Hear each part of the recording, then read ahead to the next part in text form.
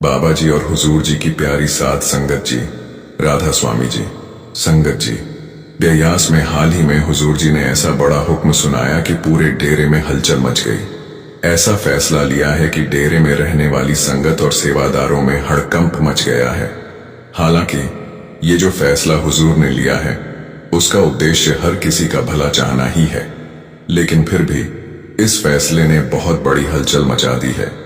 डेरे के जिन अधिकारियों को यह खबर मिली वे भी हैरान रह गए, और जो सेवादार व कमेटी सदस्य सत्संग करवाने के जिम्मेदार हैं उन सबके चेहरों के तो मानो रंग ही उड़ गए।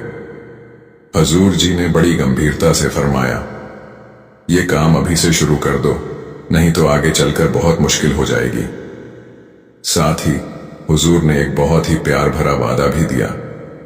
हुजूर जी ने कहा, जो मेरा यह कहना मानेगा मैं खुद उससे मिलने आऊंगा या उसे कोठी पर बुलाऊंगा। और हुजूर जी तो खुद पहले से ही इस बात को फॉलो करते हैं। कौन सा है वो हुक्म, कौन सी है वो बात, आपको हम सब कुछ डिटेल में बताएंगे। कुछ समय पहले हुजूर जी ने सिक्योरिटी स्टाफ और डेरे की कमेटी के सदस्यों की एक खास मीटिंग बुलाई थी। इस मीटिंग में हुजूर जी ने बहुत अहम और गहरी बात सबके सामने रखी। उन्होंने आने वाले समय के एक खतरे की ओर ध्यान दिलाया और सबको एक चेतावनी दी। हुजूर जी ने फरमाया, आजकल लोग बहुत जल्दी बीमार पड़ रहे हैं। जो भी डेरा निवास में है, सत्संग घरों की कमेटियों में है या किसी भी रूप में सेवा में है, उन सबको ये संदेश जरूर दे दो कि जिनका वजन ज्यादा है वे अभी से उसे घटाना शुरू करें। यह बात हुजूर जी ने 2 महीने पहले ही स्पष्ट तौर पर कह दी थी। हुजूर जी ने हंसते हुए कहा था, जिनका भी वजन ज्यादा है, चाहे उन्हें मिठाई छोड़नी पड़े, चाहे चाय कम करनी पड़े या खान पान पर नियंत्रण लाना पड़े, सुबह दौड़ लगानी पड़े, लेकिन सबको अपना वजन कम करना ही होगा। आने वाले दिनों में सबका हेल्थ चेकअप होगा और उससे पहले सबको अपने वजन को कंट्रोल करना होगा। फिर इस फैसले के कुछ ही दिनों बाद हुजूर जी ने डेरे के सभी निवासियों को पुनः बुलाया। बड़ी संख्या में लोग पहुंचे। हॉस्पिटल के डॉक्टरों और न्यूट्रिशन एक्सपर्ट्स ने उनका पूरा हेल्थ चेकअप किया। वजन, रिपोर्ट्स सब नोट किया गया। जिन जिन का वजन सामान्य से ज्यादा था, हुजूर जी के आदेश अनुसार हर किसी को स्पष्ट निर्देश दिया गया कि अब वजन कम करना ही है। हुजूर जी ने कहा, आने वाले समय में बहुत तरह की बीमारियां फैलने वाली हैं। मोटापा इन सब की जड़ है, इसे अभी से काबू में लाओ। मैं तो पहले से ही पतला हूं, अब तुम सब भी मेरी तरह हल्के फुल्के बन जाओ।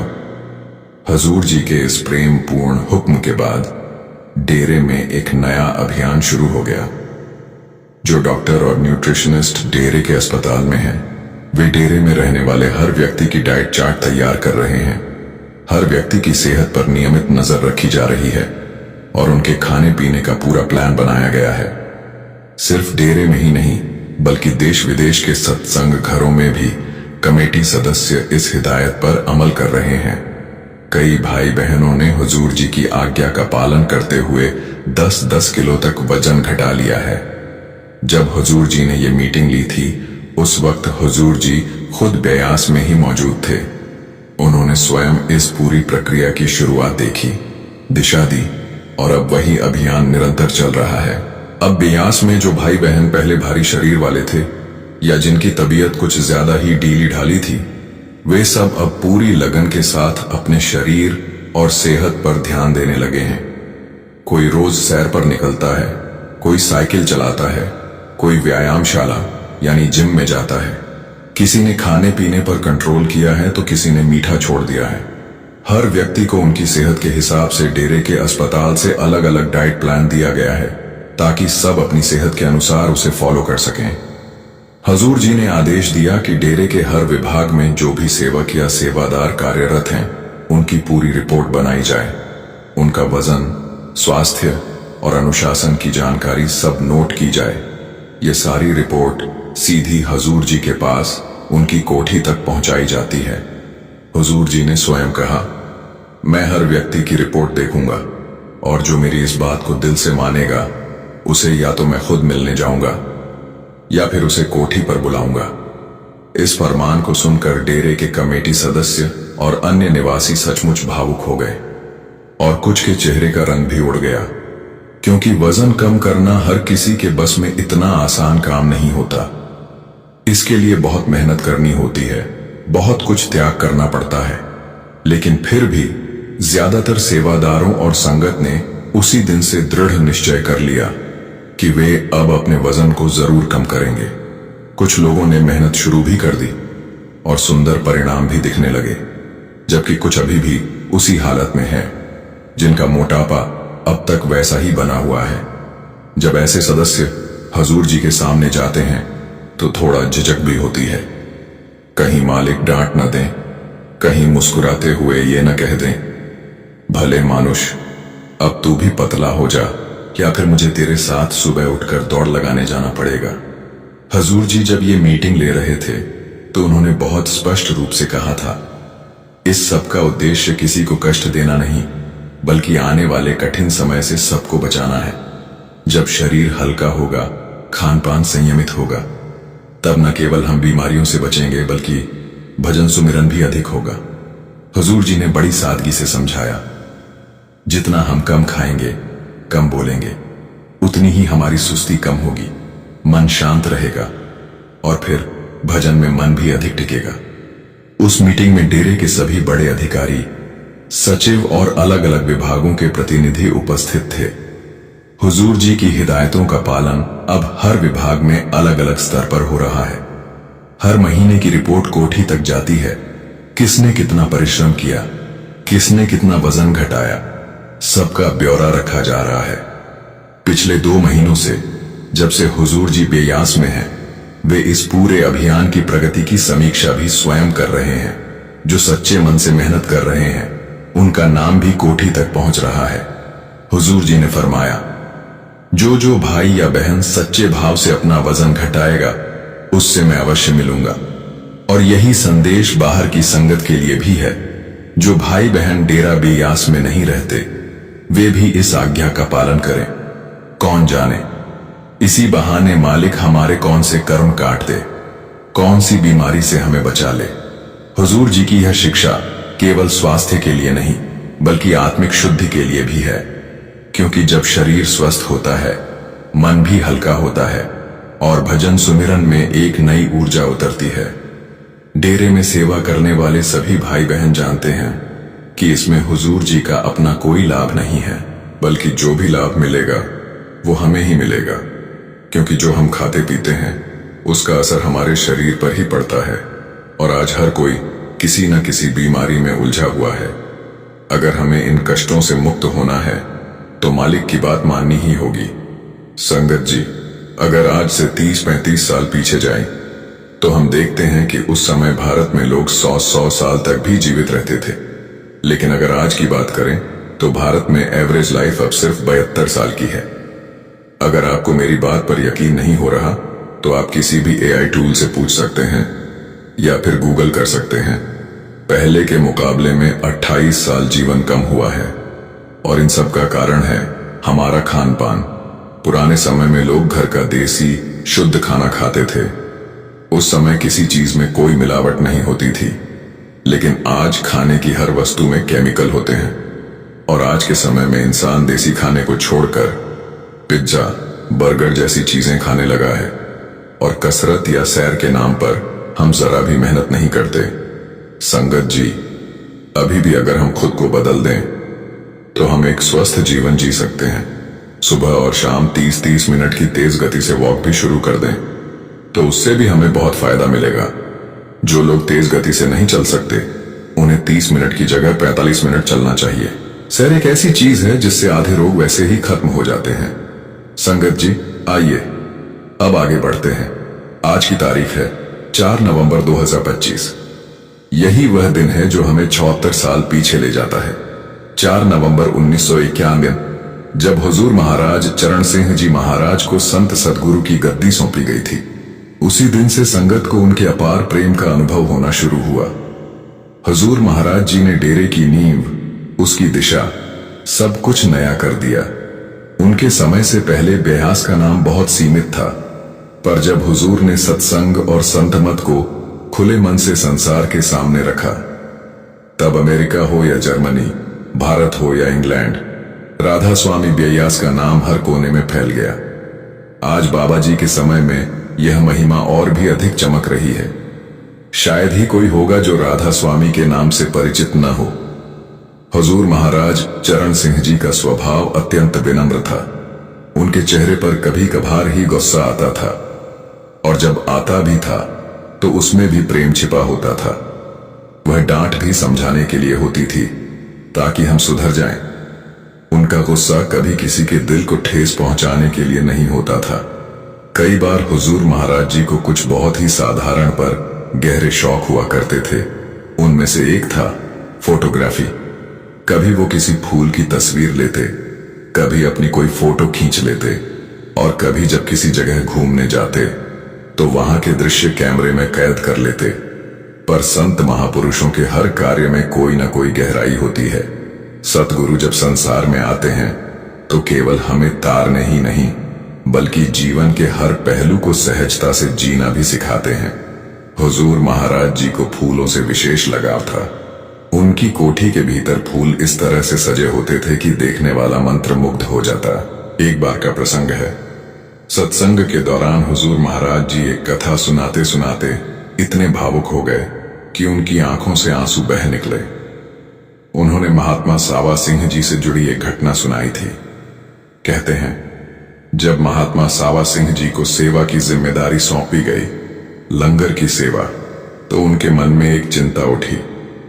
उन्होंने कहा, मैं तो सारी उम्र फौज में नौकरी करता रहा, मेरी गुजारे लायक पेंशन ही मिलती है। मैं संगत को कैसे कहूं कि लंगर में कुछ लाओ या कुछ दो। जब मैं अपने घर वालों से कभी कुछ नहीं मांगा तो संगत से कैसे मांग लूं। लंगर चलाना मेरे बस की बात नहीं लगती। यह विचार मन में लेकर वे हुजूर महाराज के पास गए। हुजूर जी अंतर्ध्यान हुए और अपने अंदर स्वामी जी महाराज के सामने हुजूर ने सावा सिंह की बात को रख दिया। स्वामी जी मुस्कुराए और बोले, उन्हें जाकर कह दो यह लंगर अब स्वामी जी का है। दिल खोलकर संगत को खिलाओ, कभी कोई कमी नहीं आएगी। स्वामी जी का यह वचन जैसे पत्थर की लकीर बन गया। संतों के वचन तो कभी झूठे नहीं होते। ब्रह्मांड बदल सकता है पर संत का शब्द नहीं। उसी दिन से लेकर आज तक डेरे के लंगर में रुकावट नहीं आई। चाहे कैसी भी परिस्थिति रही हो, महामारी हो या कठिन समय, लंगर आज भी उसी दया मेहर से चल रहा है। चाहे हजारों लोग डेरे पहुंचे या लाखों, कभी किसी ने ये नहीं कहा कि हमें डेरे में लंगर नहीं मिला। हुजूर महाराज जी ने जब इस प्रसंग को सत्संग में सुनाया तो उनकी आंखें नम हो गईं। वे बोले, आज भी उसी कृपा के सहारे यह लंगर निर्बाध चल रहा है। अब जरा एक और प्रसंग सुनिए जो शायद बहुतों को पता ना हो। सन 1951 की बात है। देश को आजाद हुए कुछ ही साल हुए थे, पर समाज में जात पात की प्रथा अभी भी गहरी जड़ें जमा चुकी थी। उस समय जब डेरे में लंगर चलता तो छोटी जात और बड़ी जात वालों के बर्तन अलग रखे जाते थे। हालांकि संत तो इन भेदभावों से बहुत ऊपर होते हैं, पर समाज की रूढ़ियां तब भी मजबूत थीं। जब हुजूर महाराज जी ने गद्दी संभाली तो उन्होंने इस प्रथा को समाप्त करने का निश्चय किया। एक दिन उन्होंने सब बर्तन इकट्ठे करवाए और पूरी संगत को संबोधित करते हुए कहा, आज से इस डेरा में जात पात का कोई भेद नहीं रहेगा। यहां हर इंसान बराबर है, चाहे कोई ऊंची जात का हो या नीची जात का। सब एक ही पंगत में बैठकर लंगर खाएंगे। यह कहकर वे स्वयं संगत के साथ एक ही पंक्ति में बैठे। उनके साथ बड़े भी थे, छोटे भी थे। हुजूर ने सबके साथ बैठकर लंगर खाया और उस दिन से डेरा की परंपरा बदल गई। भेदभाव की जगह भाईचारे ने ले ली। संत महापुरुष जब भी इस धरती पर अवतरित होते हैं, उनका उद्देश्य हमेशा यही होता है, मनुष्य के भीतर के विभाजन, द्वेष और आपसी विरोध को मिटाना। वे हमें इन छोटे छोटे झगड़ों, मतभेदों और दुनियावी उलझनों से ऊपर उठना सिखाते हैं। वे कभी यह नहीं चाहते कि इंसान दुनिया की बातों में उलझा रहे, बल्कि वह तो हमें उस परम सत्य की ओर ले जाने आते हैं जहां केवल एकता, प्रेम और नाम का प्रकाश है। हर युग में संत आते हैं, और अपने समय के कार्य पूरे करते हैं। आज के समय में जो संत महात्मा हमारे बीच हैं, हमारे प्रिय बाबा जी, वे भी उसी मिशन को निभा रहे हैं। जिन जिन आत्माओं को इस जन्म में नामदान मिलना था, वे उसी कृपा से जुड़ गए। हम भी उन्हीं सौभाग्यशाली जीवों में से हैं जिन्हें यह अनमोल नाम प्राप्त हुआ। पर अफसोस ये है कि जहां हमें नाम मिल गया, वहीं हम उसकी कमाई नहीं कर पाए। हम शब्द का अभ्यास तो दूर, उसका मूल्य ही भूल बैठे हैं। बाबा जी ने एक छोटे से डेरे को इस तरह बढ़ाया कि आज वह प्रेम और सेवा का विशाल केंद्र बन चुका है। संगत इतनी बढ़ी कि उसका कोई हिसाब नहीं। कितनी ही बार मुश्किलें आईं, बाढ़ आई, महामारी आई, पर एक चीज कभी नहीं रुकी, लंगर। कोरोना जैसी घड़ी, जो शायद पूरी दुनिया के लिए सबसे कठिन समय था, उसमें भी न सेवा रुकी, न ही बाबा जी का प्रेम। जब सारा संसार ठहर गया था, तब भी लंगर चलता रहा और संगत को वो ही सुकून मिलता रहा जो हमेशा मिलता आया था। वो समय ऐसा था जब इंसानों की जिंदगी ही बदल गई। पर बाबा जी का दिया हुआ साहस और भरोसा हमें हर डर से पार ले गया। महाराज जी ने सदा ही अपनी संगत को अपार प्रेम दिया और अंत समय में जब उन्होंने सत्संग में कहा, धाम अपने चलो, पराए देश क्यों रहना, तो वह वाक्य जैसे एक इशारा था कि अब बुलावा आ गया है। और सच में उसके थोड़े ही समय बाद वे अपने धाम को लौट गए। 40 वर्षों तक महाराज जी ने केवल एक बात पर जोर दिया, नाम और शब्द की कमाई पर। जो भी आत्माएं उनसे नाम लेकर गईं, आज भी उनके प्रेम और दर्शन को याद कर आंसू बहाती हैं। उनका चेहरा, उनका अपनापन हर किसी के दिल में बसा हुआ है।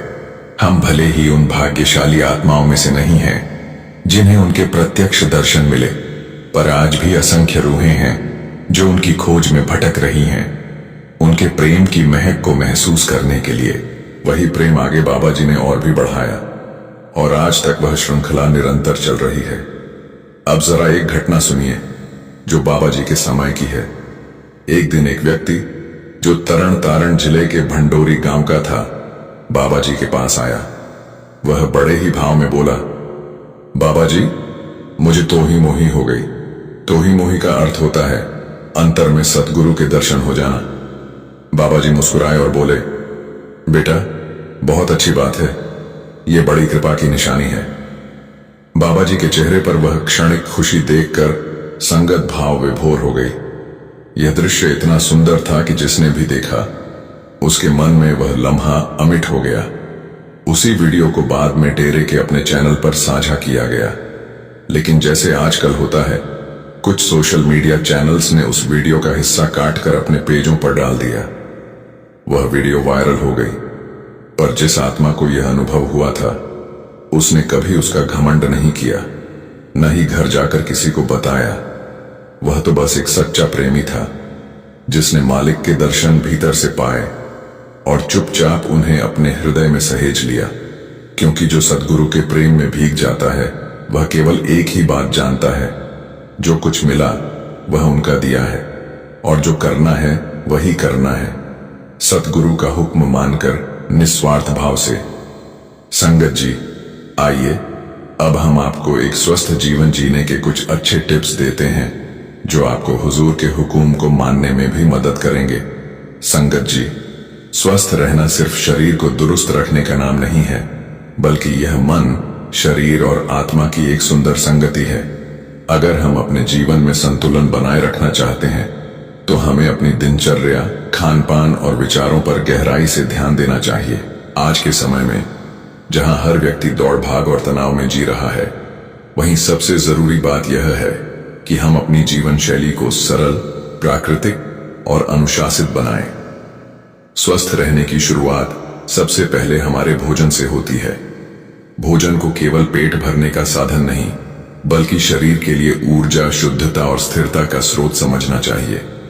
हमें रोजाना ऐसा आहार लेना चाहिए जो न तो बहुत भारी हो और न ही बहुत हल्का। सुबह के समय हल्का लेकिन ऊर्जा देने वाला भोजन सबसे उपयुक्त होता है, जैसे ताजे फल, अंकुरित अनाज, दही, दूध या मूंग की दाल का हल्का नाश्ता। दोपहर का भोजन दिन का सबसे मुख्य भोजन होना चाहिए, जिसमें दाल, चावल, रोटी, सब्जी और सलाद जैसे पौष्टिक तत्व हों। कोशिश करें कि भोजन में हरी सब्जियां, गाजर, चुकंदर, लौकी, टिंडा जैसे सरल खाद्य पदार्थ शामिल हों। ये शरीर को ठंडक और ऊर्जा दोनों देते हैं। रात का भोजन हमेशा हल्का और सूर्यास्त से पहले कर लेना चाहिए। रात में भारी, तला भुना या मीठा भोजन शरीर पर भार डालता है और नींद की गुणवत्ता को भी प्रभावित करता है।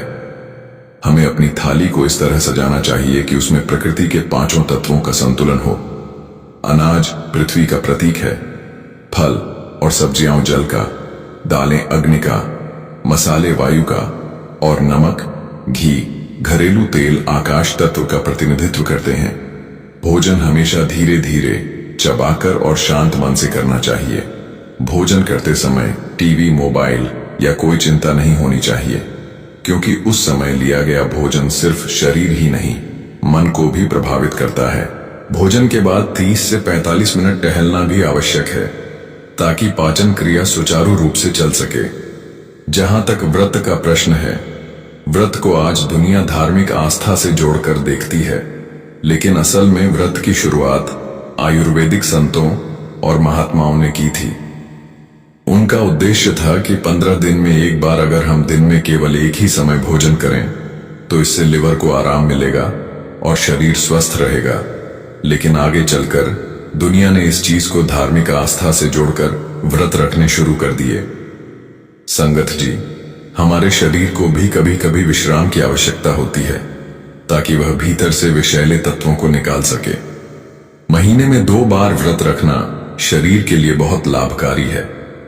व्रत के दिन केवल फल, पानी, नारियल पानी या हल्का तरल भोजन लेना चाहिए। इससे पाचन तंत्र को आराम मिलता है, रक्त शुद्ध होता है और मन में स्थिरता आती है। एकादशी, पूर्णिमा या अमावस्या जैसे दिन शरीर की ऊर्जा के लिए उपयुक्त माने जाते हैं, परंतु व्रत करते समय ध्यान रखें, यह शरीर को कष्ट देने के लिए नहीं, बल्कि उसे शुद्ध करने के लिए किया जाता है। इसलिए अपनी क्षमता के अनुसार ही व्रत रखें। शारीरिक स्वास्थ्य का एक और महत्वपूर्ण हिस्सा है नियमित व्यायाम।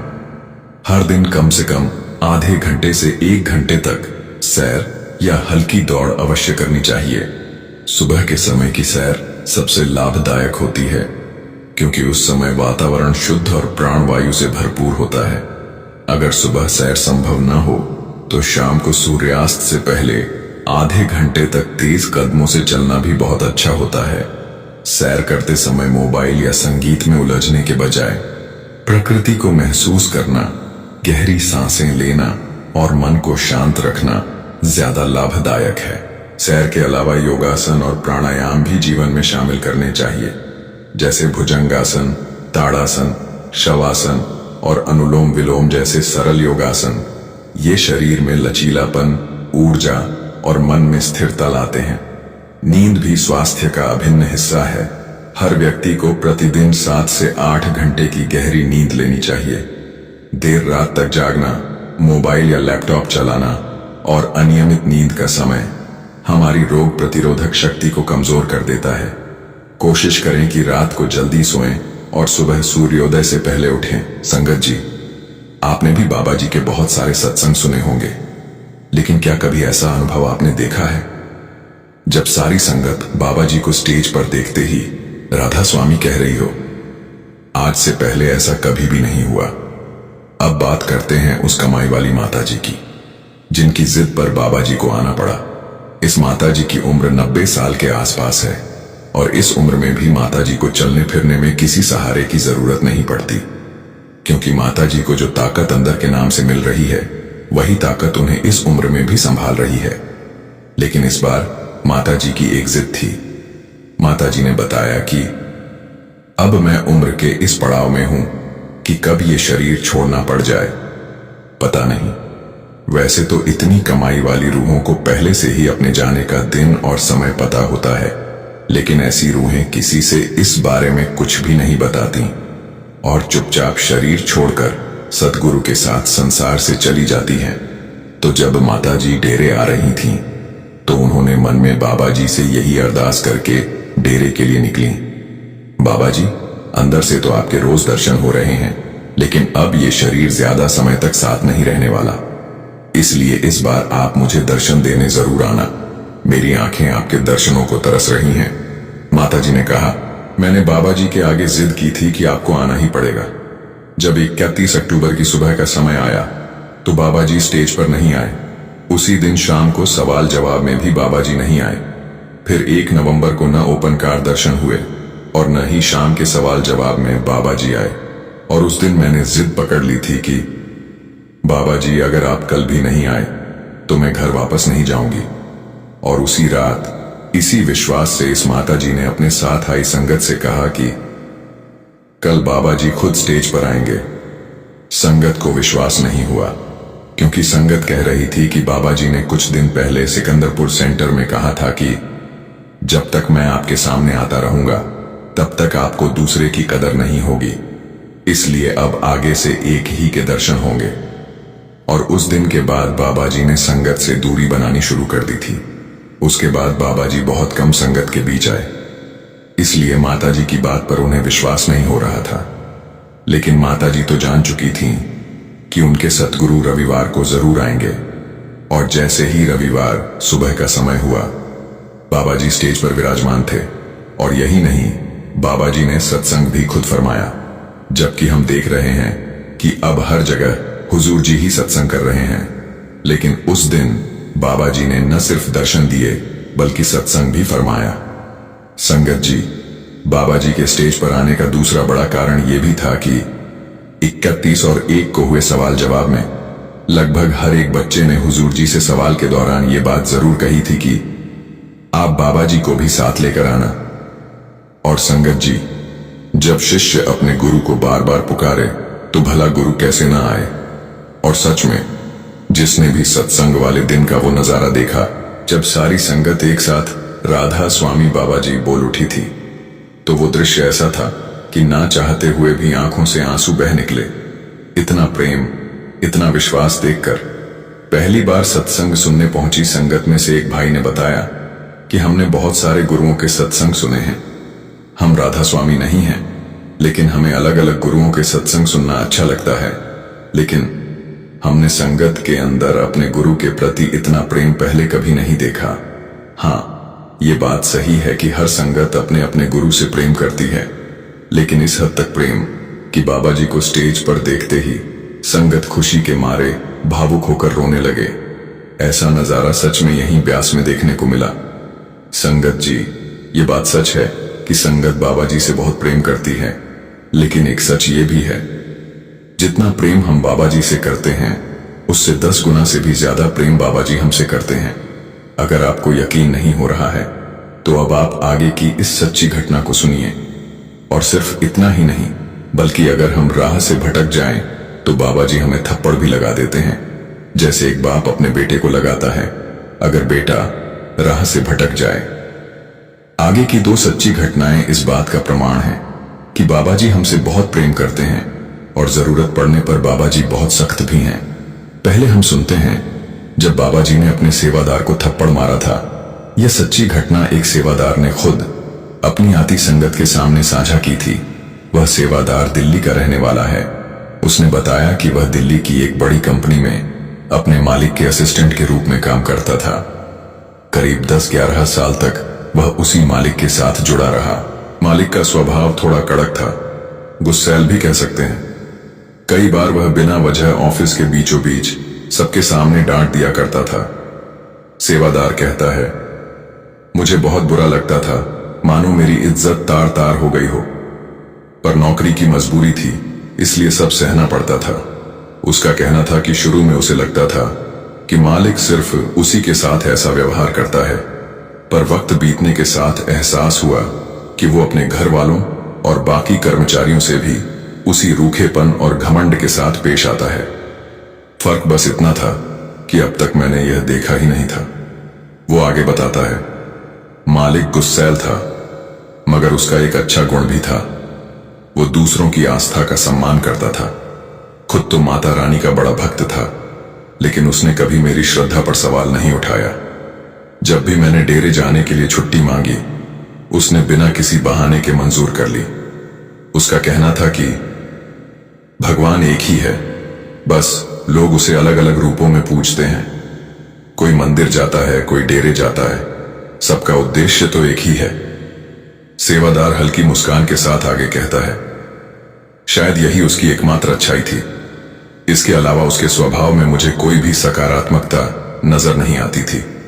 बाकी वह समय पर वेतन देता था, खर्चे पूरे कर देता था। इस बात का एहसास मुझे बाद में हुआ कि कम से कम जिम्मेदारी का एहसास उसमें था। फिर सेवादार ने आगे बताया, मेरी 2 बेटियां हैं। बड़ी की शादी 2 साल पहले हो चुकी है। अब हमारी छोटी बेटी के लिए भी रिश्ता देखने की बात शुरू हो चुकी थी। कुछ समय बाद एक बहुत अच्छा परिवार मिला, सादगी भरा, संस्कारी और समझदार। हमें लगा यही रिश्ता हमारी बेटी के लिए ठीक रहेगा और हमने खुशी खुशी यह रिश्ता पक्का कर दिया। क्योंकि बड़ी बेटी की शादी में हमने उसे मोटरसाइकिल दी थी, इसलिए मन में यही विचार था कि छोटी को भी वही चीज दें ताकि दोनों बेटियों में कोई फर्क महसूस ना हो। यही सोचकर मैंने शादी की तैयारियां शुरू कर दी। बैंक में जितनी बचत थी सब निकाल ली और धीरे धीरे शादी का सामान खरीदने में लग गया।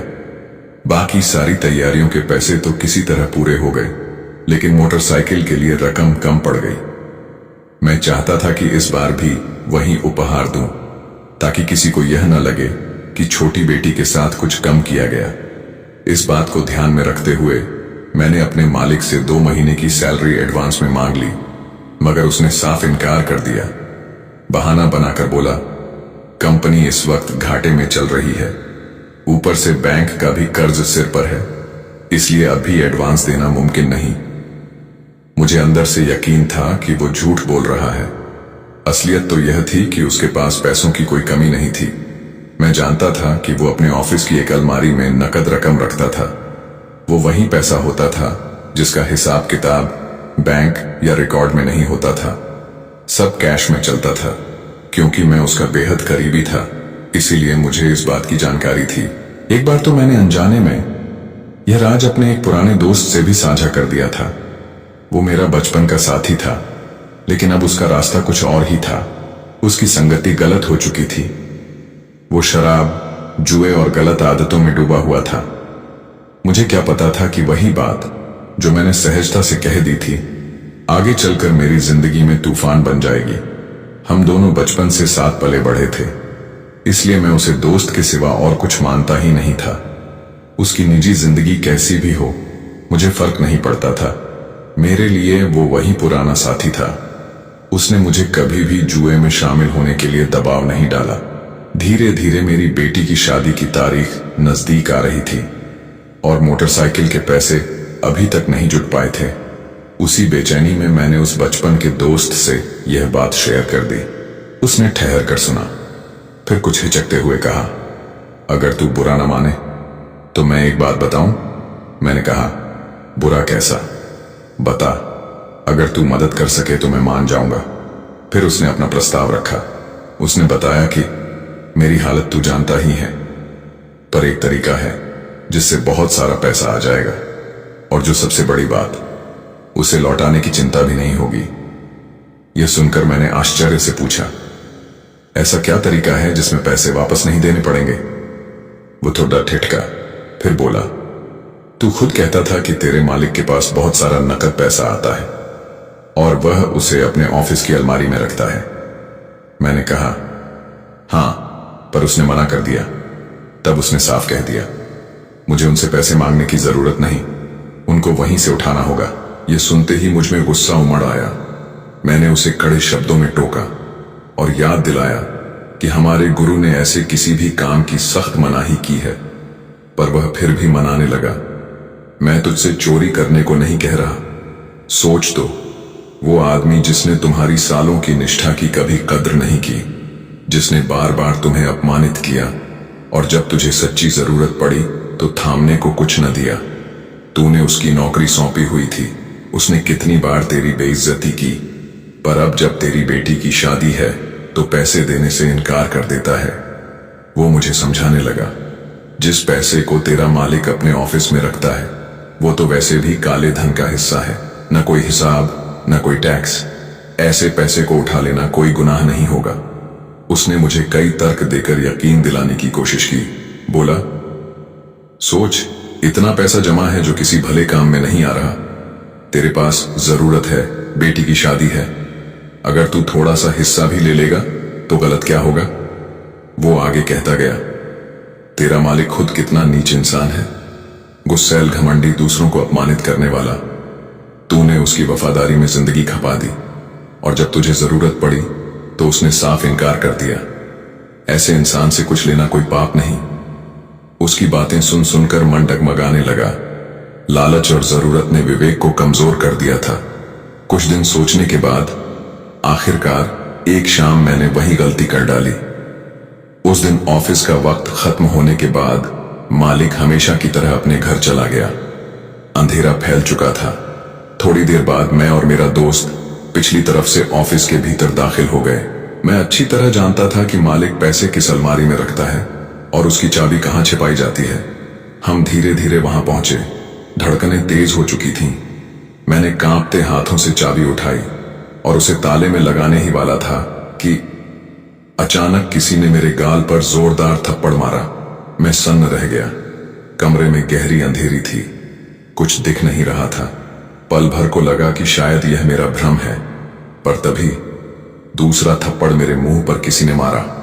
अब तो मेरा दिल कांप उठा। मैं घबराकर पीछे हट गया। मेरा दोस्त हैरानी से बोला, क्या हुआ? मैं हकलाते हुए बोला, कोई मुझे मार रहा है। किसी की मौजूदगी यहां मुझे महसूस हो रही है। वो जोर से हंस पड़ा। पागल मत बन, यहां हम दोनों के अलावा कोई नहीं है। डर रहा है बस। इतना कहकर उसने मेरे हाथ से चाबी झटक ली और बोला, तू हट, मैं खोलता हूं। फिर उसने खुद अलमारी की ओर कदम बढ़ाया। वो जैसे ही ताले में चाबी घुमा रहा था, अचानक फिर वही हुआ। किसी ने फिर से मेरे गाल पर जोरदार थप्पड़ मारा। इस बार थप्पड़ के साथ एक अजीब सी रोशनी फैली और मैंने साफ देखा। बाबा जी सफेद कुर्ता पायजामा पहनकर मेरे सामने खड़े हैं। उनका चेहरा गंभीर था, निगाहें करुणा से भरी, लेकिन अगले ही पल वे ओझल हो गए। मेरे शरीर में सिहरन दौड़ गई। दिल जोर जोर से धड़कने लगा। डर और शर्म से मेरा कलेजा कांप गया। मैं बिना कुछ सोचे भागकर ऑफिस से बाहर निकल आया। मेरा दोस्त पीछे पीछे दौड़ा और हैरान होकर बोला, क्या हुआ? सांस संभालते हुए मैंने कहा, मैं ये काम नहीं कर सकता, चाहे मेरा मालिक जैसा भी हो। उसकी करनी उसी के साथ जाएगी। अगर वो गलत है तो इसका मतलब ये नहीं कि मैं भी गलत बन जाऊं। उसके पैसे हैं, उसकी मर्जी, चाहे दे या ना दे, लेकिन मैं चोरी करके अपना कर्म क्यों बिगाड़ूं? इतना कहकर मेरी आंखों से आंसू बहने लगे। मैं सड़क किनारे बैठ गया और हाथ जोड़कर बाबा जी से क्षमा मांगने लगा। मुझे बाबा जी के सत्संग में कही हुई बातें याद आने लगी। अगर कोई तुम्हारा बुरा करे तो तुम उसका बुरा मत सोचो, सब कुछ मालिक पर छोड़ दो। मैंने अपने दोस्त की ओर देखा और कहा, जिस इंसान ने कभी मेरा बुरा नहीं चाहा, जिसके पास जब भी मैंने डेरे जाने की छुट्टी मांगी उसने बिना इनकार दिए मुझे जाने दिया, जिसने हमेशा वक्त पर सैलरी दी, मैं उसी के साथ धोखा करने जा रहा था। और अगर उसने ऐसा कुछ ना भी किया होता तब भी मैं ये कदम नहीं उठा सकता, क्योंकि मुझे अपने सदगुरु की नजरों में गिरना मंजूर नहीं। इतना कहकर मैं वहां से सीधा घर चला गया। उस रात नींद मेरी आंखों से कोसों दूर थी। मैं बार बार यही सोचता रहा, अगर आज बाबा जी ने मुझे न संभाला होता तो मैं अपनी पूरी कमाई को एक ही पल में मिट्टी में मिला देता। उस रात मैंने पहली बार सच्चे अर्थों में महसूस किया कि सदगुरु अपने बच्चों से जितना प्रेम करते हैं उतनी सख्ती भी करते हैं, लेकिन बच्चे को गलत राह पर नहीं जाने देते। संगत जी, हम सब बाबा जी के बच्चे हैं। अब अगर बच्चा भटक जाएगा तो बाप को तो सख्त होना ही पड़ेगा ताकि बच्चे का जीवन खराब ना हो सके।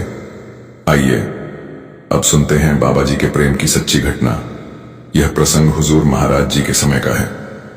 उस दौर में सदगुरु प्रायः सायंकाल के समय टहलने जाया करते थे।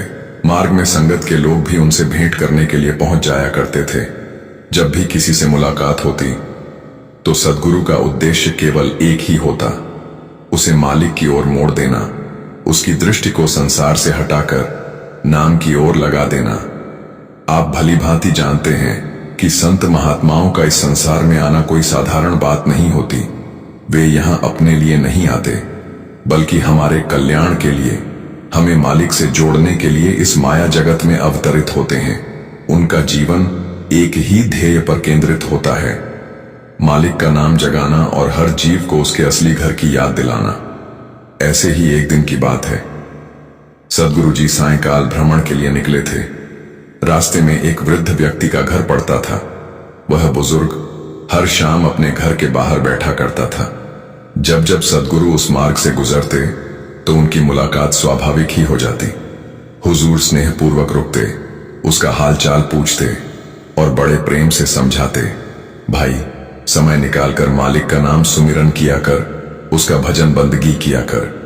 हुजूर जी का उस बुजुर्ग से एक विशेष लगाव हो गया था। रोज शाम को टहलते हुए जब भी वे उस रास्ते से गुजरते तो वह बुजुर्ग हमेशा अपने घर के बाहर बैठा मिलता।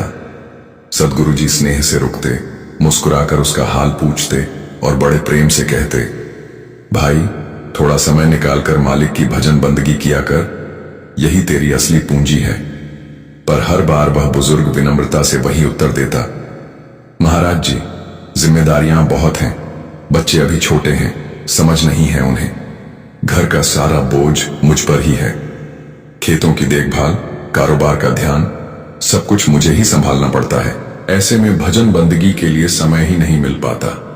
जब बच्चे समझदार हो जाएंगे, अपने पैरों पर खड़े हो जाएंगे, कारोबार और जमीन जायदाद की देखभाल अपने हाथों में ले लेंगे, तब चैन मिलेगा, तब मालिक की भक्ति कर पाऊंगा। हर बार हुजूर जी बड़ी करुणा से उसकी बातें सुनते, लेकिन फिर भी प्रेम पूर्वक उसे वही याद दिलाते, भाई मालिक का नाम सबसे बड़ा सहारा है, बाकी सब तो क्षणिक है। फिर एक दिन हुजूर जी ने बड़ी कोमलता से कहा, ठीक है भाई, जब तुझे लगे कि तेरी जिम्मेदारियां पूरी हो गई हैं, बच्चे संभल गए हैं और अब तू निश्चिंत होकर मालिक की भजन बंदगी कर सकता है, तो मुझे जरूर बता देना, क्योंकि मैंने तेरे उद्धार का वचन लिया है। जब वो समय आए तो खबर जरूर देना। यह कहकर सदगुरु जी आगे बढ़ गए। इस तरह समय धीरे धीरे बीतता गया। वह बुजुर्ग किसान अब उम्र दराज हो चुका था, लेकिन जीवन की रफ्तार पहले जैसी ही चल रही थी। उसके बच्चे अब बड़े हो गए थे, सब अपने पैरों पर खड़े हो गए थे और खेत खलिहान की देख रेख भी वही संभालने लगे थे। एक दिन हुजूर जी महाराज उस ओर से गुजर रहे थे। उन्होंने उसी प्रेम भाव से उस किसान को देखा जो हमेशा की तरह अपने घर के बाहर बैठा था। सदगुरु जी मुस्कुराए और बोले, भाई अब तो तेरे बच्चे संभल गए हैं, तेरी जमीन जायदाद भी उनके हाथों में है। अब तो तुझे मालिक की ओर ध्यान लगाना चाहिए। बाकी सब जिम्मेदारियां तो पूरी हो गईं। अब जीवन का बाकी समय भजन बंदगी में लगाना ही तेरे लिए सबसे बड़ी नेमत होगी। बुजुर्ग ने सिर झुकाते हुए नम्र स्वर में कहा, महाराज जी हाँ, बच्चों ने अब कारोबार संभाल लिया है, खेतों की देखभाल भी वे ही करते हैं, पर अभी भी कुछ जिम्मेदारियां बाकी हैं। मुझे उनकी शादियां करनी है। जब ये सब विवाह बंधन में बंध जाएंगे और अपने घर गृहस्थी में रम जाएंगे, तब मुझे कुछ चैन मिलेगा, तब मैं भी मालिक की भक्ति में मन लगा पाऊंगा। हुजूर जी मुस्कुरा दिए। समय फिर बहता गया। आखिरकार उसके बेटों की शादी भी हो गई, सब कुछ व्यवस्थित हो गया। एक दिन फिर वही दृश्य। हुजूर जी शाम के भ्रमण पर निकले थे और वही बुजुर्ग किसान अपने घर के बाहर बैठा था। हुजूर जी ने स्नेह से अभिवादन किया और कहा, भाई अब तो तेरे लड़कों की शादी भी हो गई है। तूने कहा था कि जब ये सब जिम्मेदारियां पूरी हो जाएंगी तब मालिक की तरफ ध्यान दूंगा, तो अब बता, अब कौन सी चिंता बाकी रह गई है? वह बुजुर्ग किसान मुस्कुराते हुए बोला, महाराज जी अभी तो बहुत समय पड़ा है। अभी अभी बच्चों की शादी हुई है और अब तो मुझे अपने पोते पोतियों के साथ वक्त बिताना है, उन्हें गोद में खिलाना है, उनके साथ खेलना है। जब ये थोड़े बड़े हो जाएंगे तब मालिक की भजन बंदगी कर लूंगा। सदगुरु ने उसके शब्द सुने, फिर बड़े शांत भाव से मुस्कुराए। वे समझ चुके थे कि यह आत्मा अब तक माया के मोह में फंसी हुई है। उसका मन सांसारिक स्नेह और रिश्तों की डोर में उलझा हुआ है। सदगुरु बिना कुछ कहे धीरे धीरे वहां से चले गए। कुछ महीने बीते। एक दिन सदगुरु उसी मार्ग से फिर गुजरे। इस बार वह बुजुर्ग बाहर नहीं दिखाई दिया। सदगुरु ने उसके घर जाकर पूछा, भाई तुम्हारे पिताजी कहाँ हैं? घर वालों ने उत्तर दिया, महाराज जी वे तो अब इस संसार में नहीं रहे, उनका देहांत हो गया। सदगुरु कुछ क्षण मौन रहे, फिर बड़े कोमल स्वर में बोले, वे मेरे मित्र थे इसलिए पूछ लिया। इतना कहकर सदगुरु अंतर्ध्यान हो गए। उन्होंने अपनी दिव्य दृष्टि से देखा कि उस बुजुर्ग किसान का अगला जन्म किस रूप में हुआ है। पता चला कि उसे अपने जीवन में एक गाय से अत्यंत प्रेम था। वह उसका बहुत ध्यान रखता था। उसी ममता के बंधन के कारण अगला जन्म उसने उसी गाय के बछड़े के रूप में लिया। हुजूर उस गाय और बछड़े के पास पहुंचे। वे चुपचाप कुछ देर तक खड़े रहे, फिर बड़े प्रेम से दोनों के सिर पर हाथ फेरा। कुछ दिनों बाद सदगुरु फिर वहां आए। उन्होंने वही बछड़ा देखा। सदगुरु ने झुककर उसके शरीर पर हाथ फेरा और स्नेह से कहा, कैसा है तू भाई? वो बोला, महाराज जी मैं ठीक हूं। सदगुरु मुस्कुराए और बोले, हमने तेरा वचन लिया था कि तेरा उद्धार हम ही करेंगे। चिंता मत कर, अब तुझे अपने असली घर पहुंचाना हमारा काम है। तो वह मुस्कुराकर बोला, नहीं महाराज जी अभी तो मुझे ऐसे ही रहने दो। अब मेरे पोते पोतियां हुए हैं, मुझे उन्हीं के साथ रहना अच्छा लगता है। उन्हें देखकर दिल को सुकून मिलता है। इसी बहाने मैं उनके पास रह पाऊंगा। सदगुरु ने उसकी बात सुनी, एक कोमल मुस्कान दी। वह मुस्कान करुणा से भरी थी और चुपचाप वहां से आगे बढ़ गए। कुछ ही महीनों बाद उस बछड़े का देहांत हो गया। हुजूर अंतर्मुख हुए, दिव्य दृष्टि से देखने लगे। उन्होंने पाया कि वह आत्मा अब एक कुत्ते के रूप में जन्म ले चुकी है। वह उसी जमीन पर जहां उसका घर था उसी के आसपास भटक रहा है। हुजूर उस स्थान पर पहुंचे जहां वह कुत्ता बैठा था। उन्होंने स्नेह से उसके सिर पर हाथ फेरा और कहा, कैसे हो भाई? अब तो तेरी मुक्ति कर दूं? उसने तुरंत जवाब दिया, नहीं महाराज जी अभी नहीं। मेरे बच्चे घर का ध्यान नहीं रखते। उनकी संपत्ति की, घर की रखवाली, खेतों की रखवाली मुझे ही करनी पड़ती है। अगर मैं न रहूं तो चोर आकर सब कुछ उठा ले जाएंगे। मुझे अब भी इनका पहरा देना है। सदगुरु ने करुणा से उसकी बातें सुनी, फिर धीरे धीरे वहां से चले गए। कुछ समय बाद कुत्ते का भी देहांत हो गया। फिर कुछ समय बाद एक दिन घर वालों ने देखा कि आंगन में एक सांप घुस आया है। उन्होंने उस सांप को मार डाला, लेकिन सदगुरु सब जानते थे वो सांप वहीं उस बुजुर्ग की आत्मा थी जो मोह के कारण बार बार अपने उसी घर में पहुंच जाती थी। अब वह आत्मा एक कीड़े के रूप में उसी घर की नाली में जन्मी। एक दिन सदगुरु फिर उसी घर में पधारे। अंतर्ध्यान होकर उन्होंने देखा कि वह आत्मा अब नाली के कीड़े के रूप में पड़ी है। सदगुरु के साथ एक शिष्य भी था। उन्होंने कहा, देखो वही आत्मा अब इस नाली के भीतर है, इसे बाहर निकालो। सेवादार ने तुरंत आज्ञा का पालन किया। उसने ध्यानपूर्वक उस छोटे से कीड़े को बाहर निकाला और धीरे से जमीन पर रख दिया। हुजूर झुककर उसे अपनी हथेली पर उठा लेते हैं। फिर हुजूर ने पूछा, कैसा है अब तू भाई? तभी उस आत्मा ने बड़ी विनम्रता और व्यथा से कहा, महाराज जी अब बहुत दुख हो चुका है, इस बार मुझे मुक्ति दे दीजिए। अब मुझसे और सहा नहीं जाता, अब मुझे यहां नहीं रहना। हुजूर ने उसकी यह करुण पुकार सुनी। उनकी आंखों में करुणा छलक आई। उसी क्षण उन्होंने उसे अपनी दिव्य शक्ति से मुक्ति प्रदान कर दी। उस आत्मा का उद्धार हो गया। वह संसार के जन्म मरण के बंधन से मुक्त होकर अपने असली धाम सचखंड में पहुंच गई। संगत जी, सच कहा जाए तो हमारा हाल भी उस बूढ़े किसान जैसा ही है। हम भी सांसारिक मोह माया की इस गहरी दलदल में डूबे हुए हैं।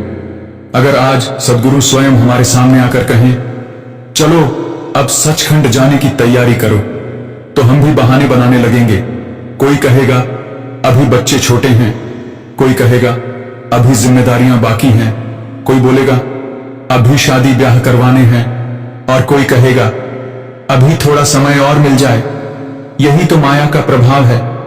वह हमें झूठे सुखों में बांध कर रखती है, हमें अपने असली स्वरूप अपनी आत्मा की पहचान ही नहीं रहने देती।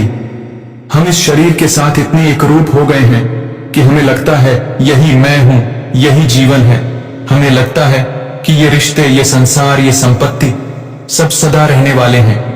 पर जब यह शरीर ही छूट जाता है तो सब कुछ साथ छूट जाता है। मगर माया का जादू इतना गहरा है कि मृत्यु के बाद भी आत्मा उन्हीं सांसारिक भावनाओं में उलझी रहती है, उसी मोह, उसी चिंता, उसी आसक्ति में भटकती रहती है। इसलिए हमें मालिक से यही प्रार्थना करनी चाहिए, हे सतगुरु, हमें अपनी शरण में रखो, हमें इतनी शक्ति दो कि हम माया के इस मोह से ऊपर उठ सकें, सच्चे अर्थों में भजन बंदगी कर सकें और उस अमर धाम सचखंडा तक पहुंच सकें जहां से फिर लौटना नहीं पड़ता।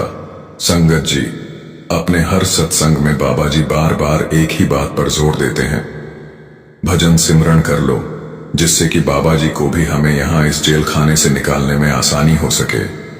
नामदान देकर बाबा जी ने हमारी जिम्मेदारी तो ले ली है, लेकिन अगर हम भजन सिमरन नहीं करेंगे तो फिर हमें भी निचली जुनियों में जाना पड़ेगा और फिर बाबा जी को भी हमें यहां से निकालने में बहुत मुश्किल आएगी। अगर हम सच में बाबा जी से प्रेम करते हैं तो बाबा जी की इस जिम्मेदारी को हमें भजन सिमरन करके आसान करना है। संगत जी, अब हम आपसे इजाजत लेते हैं। कमेंट में अपने भाव लिखकर हमारे चैनल को सब्सक्राइब